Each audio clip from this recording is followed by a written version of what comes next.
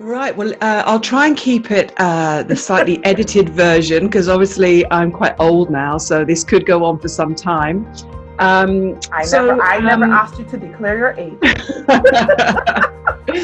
So I never wanted to go into HR. I'm not sure anybody really does, you know. I don't think we as little kids sort of sit there and when we're asked what we want to do when we grow up, we don't say, oh, I want to be an HR director. That's right. I came into HR through a variety of routes, you know, kind of stuff like change management, training, teaching, consultancy, a whole raft of stuff. And I was working with a big organization when one of my leaders said to me, oh, I'd like you to take on the role of HR. And I remember talking to another leader and they said, no, don't do it. It's a career cul-de-sac.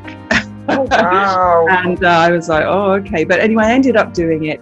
And pretty much my entire adult career has been spent in HR roles. And as you mentioned, some fairly large organizations. I mean, Serco, where I was for 10 years, that was around 60,000 people, global. The BBC I was where I was for 5 years. Again, large organization, very high profile. Yes. And I'd come from a non-traditional HR background, and I think that always gave me a slightly different view because I didn't grow up in the traditional kind of administration, transactional, then process, VP, then into HR. I kind of went almost straight into fairly kind of more strategic roles, and I think that was a help for me really because it helped me to understand things from a non-HR perspective.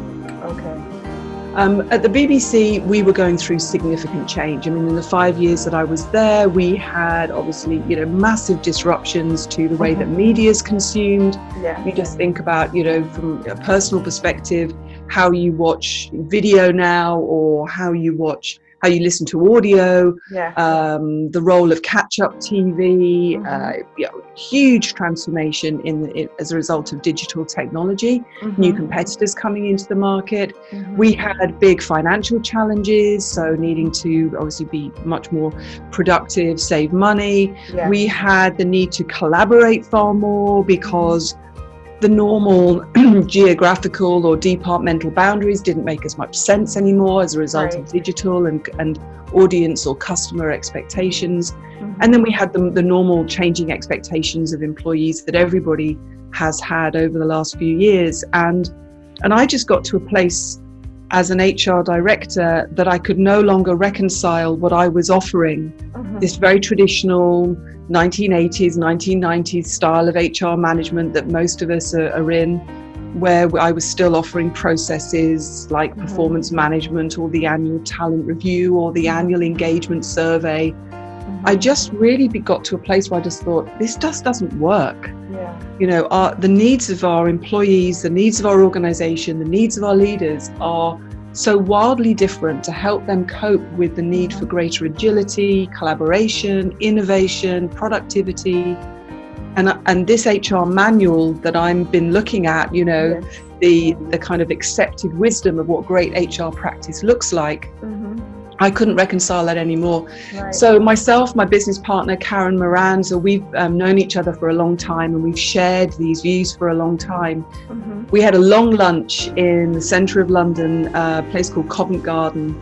And we sat there over a very long lunch, 6 years ago now. And we said, is it possible to do it differently? You know, is the HR profession so irrelevant now that, you know, it's just going to gradually fade away, or is there something that could be really different? And so that really was the start of it. And we then we spent about a year looking at how organizations were doing it. And to be honest, I thought that all I needed to do was to go to Silicon Valley, talk to a few tech companies, and I'd have the answers. Actually, when I looked at it, a lot of the stuff they were doing was as traditional as some of the more legacy businesses.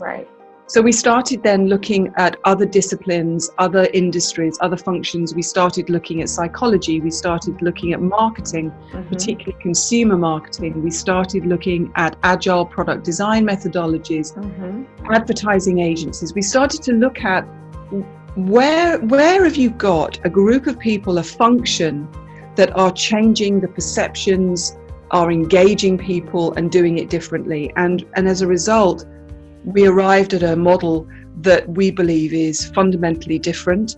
And what we've since done over the last few years, we now work with HR professional leaders all over the world to help them not just think differently, but do stuff differently, you know, because there's lots of consultancies out there with their nice, neat PowerPoint slides and their great diagrams and their models. But actually what we wanted was practical stuff that HR professionals could do. And so it's been the most amazing 5 years of running the business. You know, we can't believe what we get to do now, the clients that we work with, and we love it. We love it because when you work with a group of HR people and you see that light going on, where they realize that actually not only has what they've been doing and following for the last 20 years or 10 years of their career perhaps has never worked, but actually there are some options for doing this radically differently that isn't going to cost a huge amount, that isn't actually about a big new system,